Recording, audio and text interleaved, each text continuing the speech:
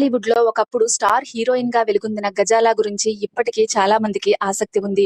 Student number 1 వంటి hit సినిమాతో గుర్తింపు తెచ్చుకున్న ఈ హీరోయిన్ ఒక్కసారిగా ఇండస్ట్రీకి దూరమైపోవడంతో అభిమానులు ఆశ్చర్యపోయారు. 2001లో వచ్చిన నాలో ఉన్న ప్రేమ సినిమాతో గజాల తెలుగు సినీ రంగంలోకి అడుగుపెట్టింది.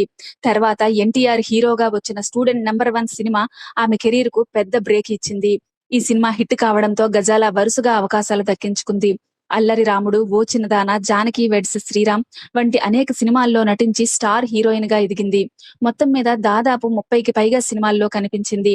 అయితే కెరీర్ పీక్స్ లో ఉన్న సమయంలోనే గజాల జీవితంలో కొన్ని సమస్యలు వచ్చాయి. ఒకసారి ఆమె ఆత్మహత్యాయత్నం చేసినట్లు అప్పట్లో వార్తలు కూడా వచ్చాయి.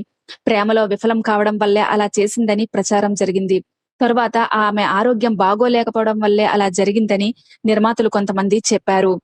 కొన్ని సంవత్సరాల పాటు టాప్ హీరోయిన్ గా కొనసాగిన గజాల 2011లో వచ్చిన మనీ మనీ మోర్ మనీ తర్వాత సినిమాలకు దూరమైంది.